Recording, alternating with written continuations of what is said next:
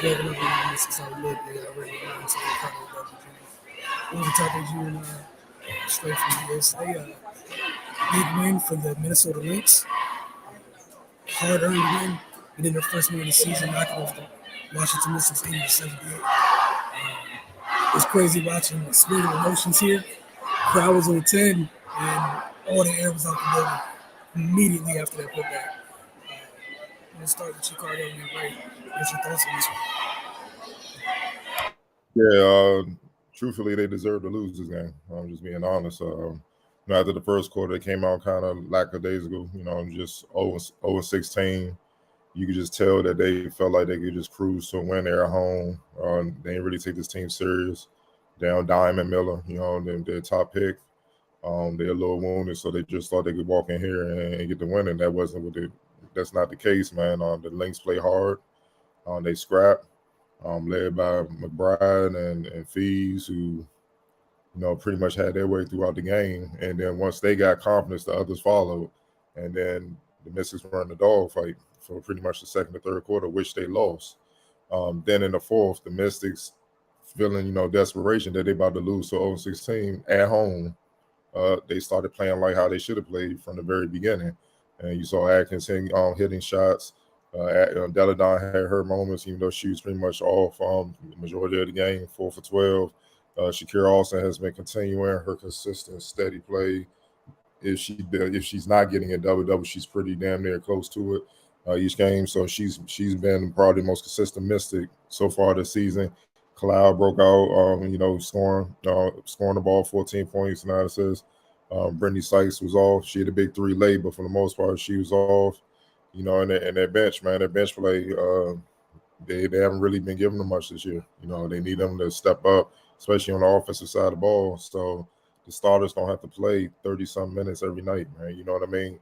So once they got to the fourth quarter, even with them playing with an urgency, playing well on both ends of the ball, and with Minnesota helping their cause to beat them, they still lost the game.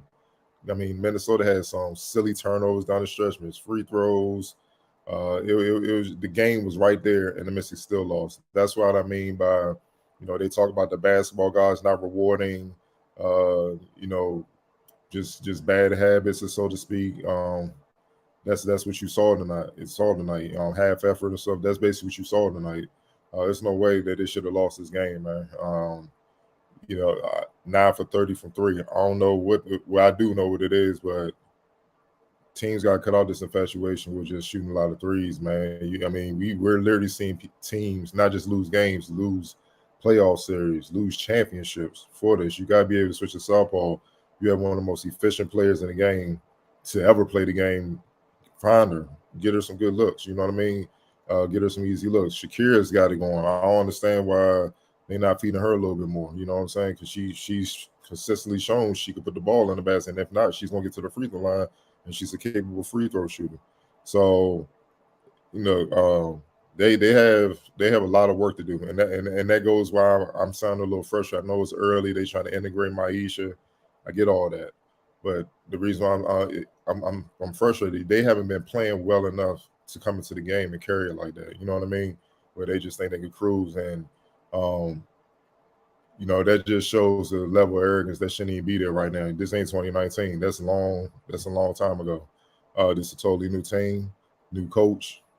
You got to establish an identity, man. You know what I mean? I know certain individual players are established, but as a team, we still don't know yet.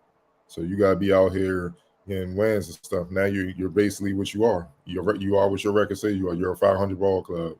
So they can't carry like this no more, man. It's just it's a bad loss. This team with who they have, they shouldn't be losing to a 0-16 at any point, or 0-14 at any point in the season. Period. Right.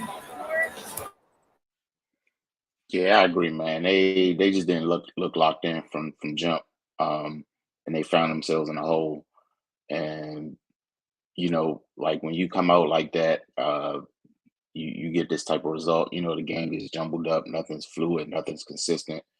And then they finally, in the fourth quarter, found some type of rhythm and tried to claw their way back. But I mean, you can just do that from tip, and you're not even in the situation. Um, Ariel, this was her first good game shooting the ball this season, which is good to see. The ball go in the basket for her. Hopefully that'll change course for her in regards to her shooting woes. But yeah, it's a little frustrating watching them right now, man. Just because we know what they're capable of. The inconsistency on the defensive end is it's alarming, to be perfectly honest. Especially given the talent on that side of the ball and on the offensive side as well. Um, you know, we talked about last game. It shouldn't have to be Elena coming in to save the day. She had an off game and they were pretty much offensively inept until the fourth quarter. That can't be the case, man. You know, it shouldn't Elena shouldn't have to get 20 to 25 points every night for you to be able to get wins. It's a lot to ask of her. Then with the other players you have on your team that are fully capable, is letting them off the hook. They got to shoulder some of the load as well.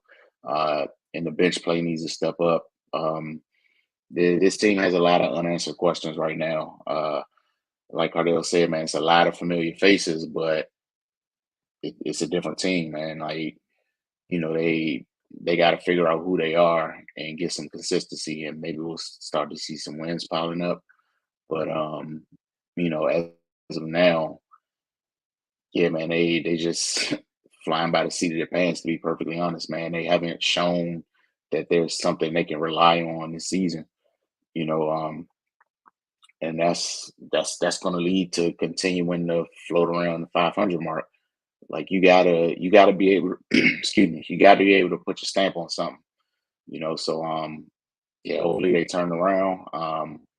Like I said, we know they're capable.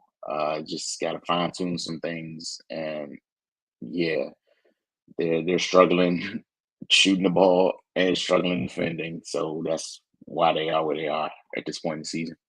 Yeah, just piggyback on what you guys said. As simple as why did it take to the fourth quarter when it looked like we'd be down 10 to this team to lock in defensively? Came out with that type of pressure, wouldn't be in the situation we're in. And credit to, obviously, to Cheryl Reed's coach team. We've seen how teams have been guarding the Mystics. I get their own six or whatever, but did you think they were gonna let? You think they were gonna just let you get whatever you wanted?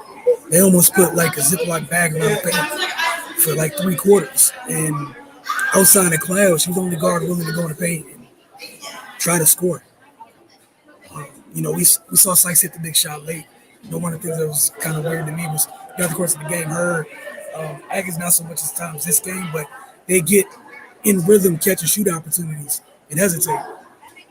And because of when it was happening in the shot clock, yeah, even worse shot goes up, or we see a shot clock violation.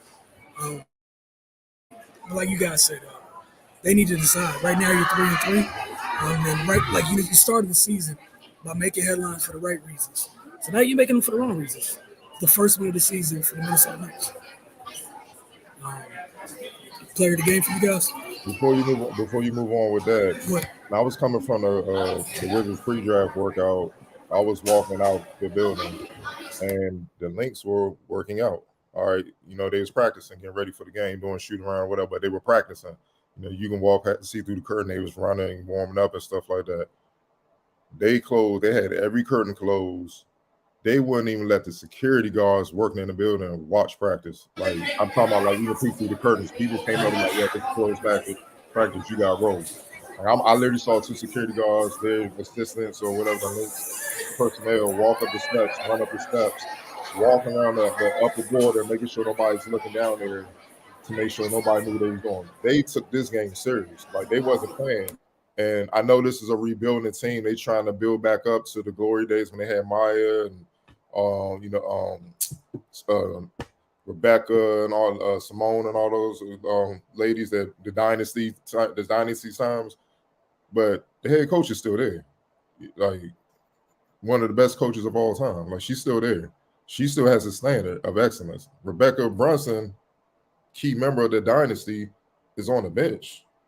they're used to winning and dominating. So they're not used to going 0-6. So at no point are they going to settle.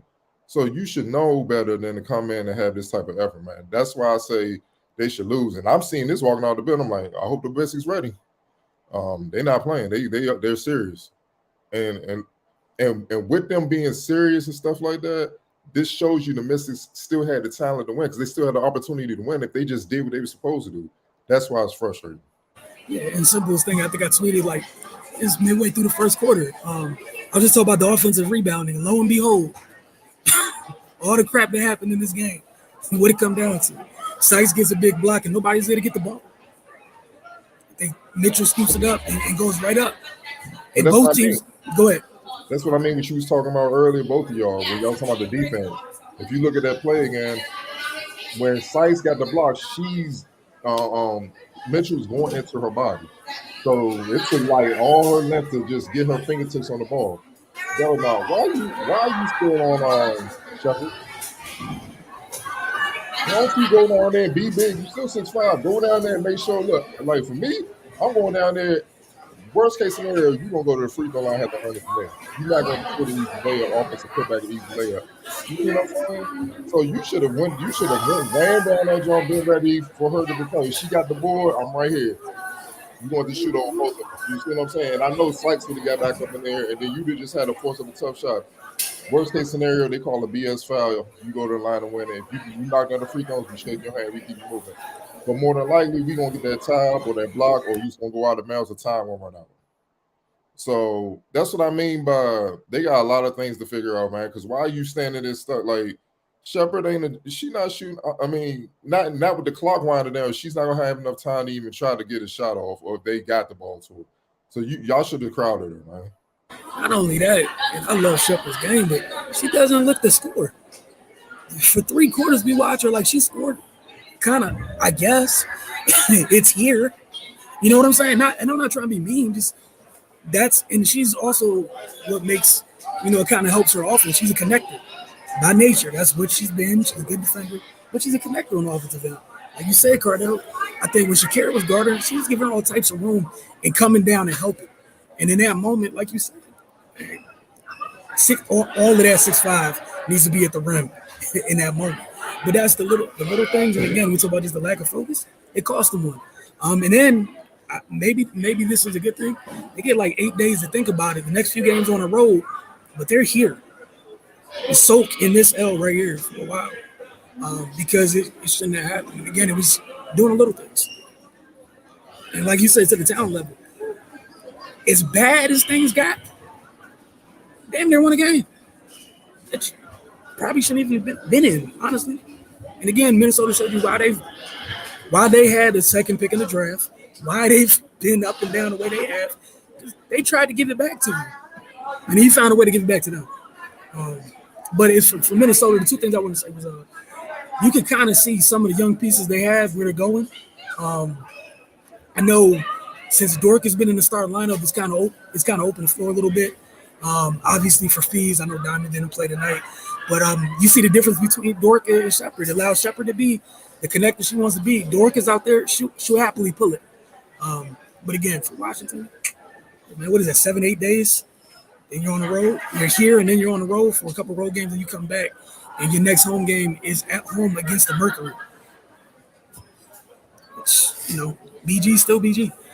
But player of the game for you guys? Kayla McBride, easy. Ray? Not contesting. No argument for me. No, sir. My bad. I was going to go again, not to stick on the details too much, but example was, I think, there was a stretch in like the third quarter. I think Atkins was out because she picked up the third foul in the first half. Story came in. They almost had to put Atkins right back in as soon as Torrey came in. Just not paying attention. Kayla went backdoor immediately. She ran that backdoor cut tonight like 70 times, and they kept running until they got it. And then they had to put, Ariel right back in, and that's why that third, what was it, a really silly foul end of the first half? Mm-hmm. Jokic, not Denver. Jokic. Gotta chill, dog. X factor for the night that you guys had. Fees. I mean, it's fees. But I want to give Shepard some love, man, because her defense and rebounding Yeah, for and sure. her passing, she almost had a triple double. Yeah. She's not even aggressive off. You see what I'm saying? Like 10 centers, 6 and 6. Come on, man. I can't argue that. I'm used to the 6 and 6. That 10, the 10 is the 10 was a difference maker in this one. Like, let's call it what it is. What was it? They won by 2 on the year. And shout out to her coming back off she just came back from a big injury too. But this year, she's averaging 9, 9, and 4 on the year. But again, we'll see you guys soon. Washington, a lot of practicing this week before they head out on the road. So for Cardell, Ray, and myself, y'all have a good one. Thanks for watching Mr. Outlook.